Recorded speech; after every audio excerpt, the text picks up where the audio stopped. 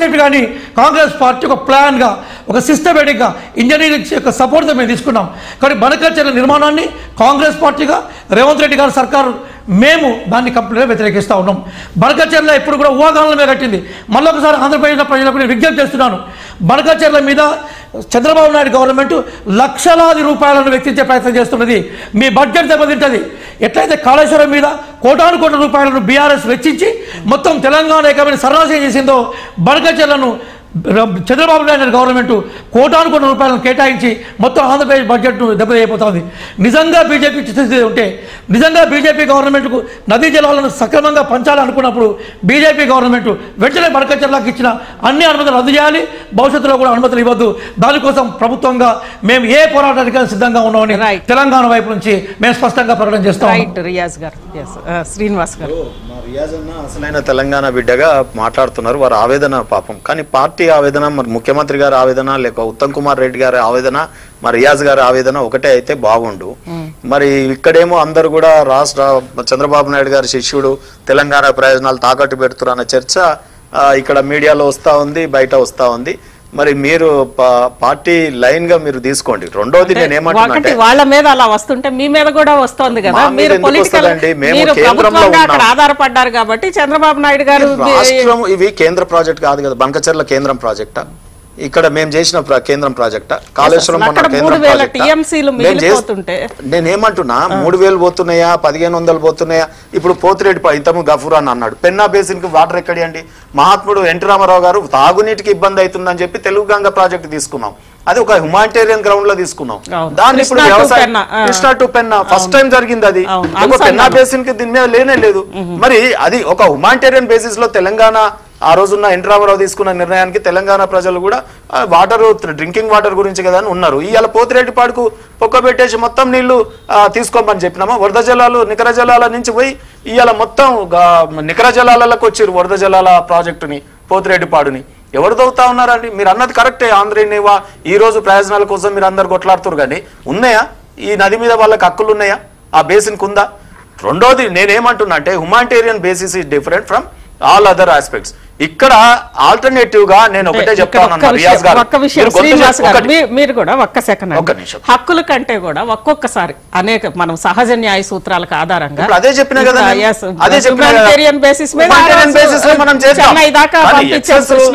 ఉన్నది మనము ఏది బేసిన్ మొత్తం మనము ఆరుతడి పంటల్ని మనం మొత్తం దాన్ని ఎప్పుడు పండే పంటలుగా నీళ్లు అవి అనేది అది డిఫరెంట్ ట్రిబ్యునల్. ఇప్పుడు కృష్ణా ట్రిబ్యునల్ 2 అండి, అల్మట్టి డ్యామ్ ఎత్తు పెంచుకోమన్నది.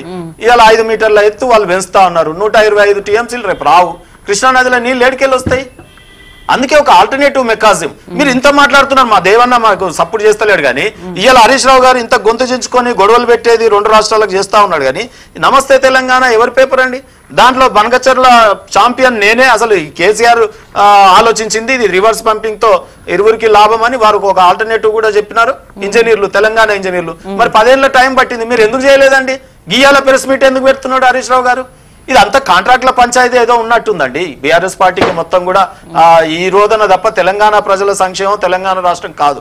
నేనేమంటున్నా, ఇలా ఆ రాష్ట్రం యొక్క ఇంజనీర్లు ఈ రాష్ట్రం ఇంజనీర్లు మాట్లాడాలి, కూర్చోవాలి ప్రణాళిక. ఈ రాష్ట్రం ఇంజనీర్ల మీద ఇక్కడ ప్రజలకు నమ్మకం ఉంటుంది, ఆ రాష్ట్రం ఇంజనీర్ల మీద వాళ్ళకి నమ్మకం. ఇద్దరు కలిసి వయా మీడియాగా ప్రాజెక్టులని, నీటిని సక్రమంగా ప్రకృతి ఇచ్చిన వరాలను వాడుకుంటే తప్పేం లేదంటున్నాం. సో నేనేమంటున్నాడు, అక్కడ విపత్తు ఆల్రెడీ అల్మట్టి డ్యాము విపరీతంగా పెంచుతా ఉన్నారు. ఇవాళ బనకచెర్లు అవుతుంటే అక్కడేమో ఆపకుండా రియాజ్ అన్ని ఇక్కడ గొంతు చించుకుంటే ఏం లాభం? ఆల్రెడీ అక్కడ అయిపోతా ఉంది కదా. మీరే అన్నారు లక్షల కోట్లు కట్టినాక వృధా కావద్దు అని మీరు హెచ్చరిస్తున్నారు. కట్టేదాకా ఎందుకు ఉండాలి? 25,000 కోట్లతోనే బనకచెర్లకు ఆల్టర్నేటివ్ మెకానిజం తెలంగాణ రిటైర్డ్ ఇంజనీర్లు సూచించినారు. ఒకసారి చర్చించండి, తప్పేముంది దాంట్లో? తప్పేముంది చెప్పండి, మీరు చెప్పండి. సో ఆ రకంగా మనం అది గ్రావిటీ మీద మంచిగా 1-2 టన్నెల్స్ తోనే వచ్చేస్తుందండి.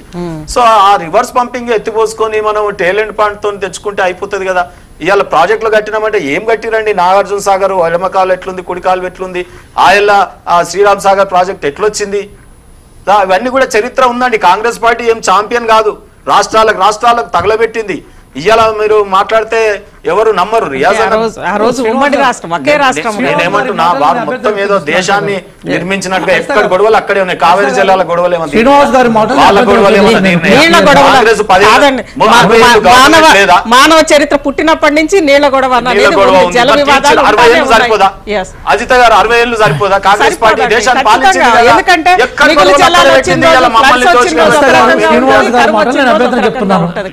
డెఫినెట్ గా నేను ఏమంటున్నా అంటే అందరం కూడా బాధ్యత పాలిటిక్స్ పక్కకు పెట్టాలి. ఇటువంటి నదీ జలాలు అంతర్రాష్ట్ర వివాదాలు ఉన్న దగ్గర ఏంటంటే అధికారులు ఒక వయా మీడియా ప్రొసీజర్ ని తీసుకురావాలి తప్ప అసలు ఇదేంటండి పొలిటికల్ ప్రాజెక్ట్. ఇప్పుడు మన గతంలో చూసినాం కాళేశ్వరం నేనే కట్టినా అని కేసీఆర్ గారు చెప్పి రాజకీయ నాయకుడు కడతారు, ఇంజనీర్లు కట్టాలి కదా. ఇప్పుడు కూలిపోతేనేమో ఇంజనీర్ల తప్ప అంటున్నారు, సక్రమంగా ఉంటేనేమో రాజకీయ నాయకులు. ఇది ఈ రాజకీయ తుచ్చమైన రాజకీయాలు ఆడదండి. కేంద్ర ప్రభుత్వం ఎప్పుడు కూడా 2 రాష్ట్రాలని మీరు మాట్లాడుకోమంటది. మీరు ఇద్దరి వల్ల కాకపోతే కేంద్రం డెఫినెట్ గా అక్కడ పోయినప్పుడు ట్రిబ్యునల్స్ ఉన్నాయి, వ్యవస్థ ఉంది, తీరుస్తుంది. దీంట్లో మాది ఏముందని మమ్మల్ని నిందిస్తున్నారు అంటే ఈ పొలిటికల్ పాలిటిక్స్ డిఫరెంట్ కదా. ఇలా కేంద్ర ప్రభుత్వంలో ఎన్డీఏ భాగస్వామి పక్షం, అది పాలిటిక్స్ అండి. ఇదేమో 2 రాష్ట్రాల ప్రయోజనాలు. ఎవరు మాట్లాడాలి? ఇక్కడ రాష్ట్ర ప్రభుత్వం మాట్లాడాలి, అక్కడ రాష్ట్ర ప్రభుత్వం అంటే కాంగ్రెస్ పార్టీ ప్రభుత్వం మాట్లాడాలి, అక్కడ తెలుగుదేశం పార్టీ ప్రభుత్వం మాట్లాడాలి. ఇది చేయకుండా మేము వెనకకెళ్ళి చంద్రబాబు నాయుడు సపోర్ట్ ఇస్తుండు కాబట్టి కేంద్రం ఆయనను కట్టుకొని ఇస్తుంది అంటే అది ఏం చిల్లర మాటలు అంటే అవి. కేంద్రం ఆ రకంగా వ్యవహరిస్తుందా? 2 రాష్ట్రాలు మాకు 2 కళ్ళు, మేము ఇక్కడలేమా అక్కడలేమా? ఈడ 38%తో మేము 8 ఎంపీలు గెలుచున్నాం. తెలంగాణని మేము వదిలేసుకుంటామా? అట్లా రియాజ్ గారు మీరేదో ఛాంపియన్ అయినట్టు మీరు తెలంగాణకు కాదు, ఆంధ్రకు కాదు, దేశానికే ఛాంపియన్ కాదు. రాహుల్ గాంధీ గారు రాష్ట్రాలలో ఉన్నారు, మీరు ఎందుకు రియాజ్ గారు ఒక్క నిమిషం అజిత గారు. ఇప్పుడు మనం స్పష్టంగా ఒక విషయం తెలుసుకుందాం. మనం ఈరోజు కేంద్ర ప్రభుత్వము ఎట్లా తయారైపోయిందంటే, దయచేసి వినండి సార్, మీరు వినండి. గారు ఈరోజు కాంగ్రెస్ పార్టీగా మేము ఏమంటున్నామంటే, కేంద్ర ప్రభుత్వానికి సంబంధించిన వ్యవహారం ఎట్లా ఉందంటే నోటితోటి నవ్వుతూ నొసురుతో వెక్కిరించినట్టుగా ఉంది. అంటే క్లియర్గా కేంద్ర ప్రభుత్వం తొడి చేస్తున్నది. కేంద్ర ప్రభుత్వము ఒకవైపు ఏం చెప్తుందంటే మేము తెలంగాణకు అన్యాయంగా అని చెప్తున్నారు. ఇక్కడికి వచ్చి వాళ్ళ కేంద్ర మంత్రులు కిషన్ రెడ్డి గారు వచ్చి ఇక్కడ మాట్లాడుతుంటారు. సెంట్రల్లో టీడీపీకి సంబంధించిన ఏ ప్రపోజల్ అయినా కూడా వాళ్ళు సపోర్ట్ వాళ్ళు యాక్సెప్ట్ చేస్తున్నారు. అంటే ఈరోజు కేంద్ర ప్రభుత్వం పూర్తిగా పక్షపాత ధోరణితో ఉన్నది. చంద్రబాబు నాయుడు గారు ఏ ప్రపోజల్ ఇచ్చినా కూడా తెలంగాణ రాష్ట్ర పరిణామాలకు వ్యతిరేకంగా దానికి డిపిఆర్ ను క్లియర్ చేస్తున్నారు. ఇక్కడికి వచ్చి ఏం చెప్తున్నదంటే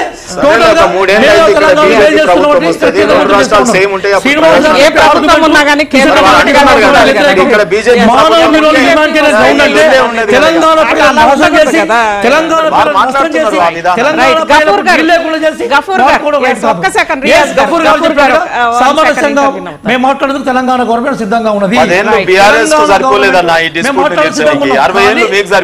ఈ రోజు కేంద్ర ప్రభుత్వం పూర్తిగా చంద్రబాబు నాయుడు గారి పేరు మీద వాళ్ళ ప్రయోజనాల కోసం పనిచేస్తున్నది. కేంద్ర ప్రభుత్వం గుర్తుపెట్టుకోండి ఈ వివాదంలో మాట్లాడతారు. గఫూర్ గారు కొంచెం వినండి. ఇప్పుడు గంగా కావేరి పథకము బీజేపీ వచ్చిన తర్వాత పెట్టింది కాదండి, కాంగ్రెస్ ప్రభుత్వ కాలంలోనే పెట్టింది పథకం. అది చర్చ జరుగుతుంది, అదేమి వెంటనే ఇంప్లిమెంటేషన్ లో కాలేదు. నదీ జలాల యొక్క ఇంటర్లింకింగ్ ద్వారా దేశంలో అన్ని ప్రాంతాలకు నీళ్లు ఇవ్వాలని కాంగ్రెస్ పార్టీ ప్రభుత్వం ఉన్నప్పుడే చర్చ పెట్టింది. బీజేపీ ప్రభుత్వం కూడా చర్చిస్తుంది.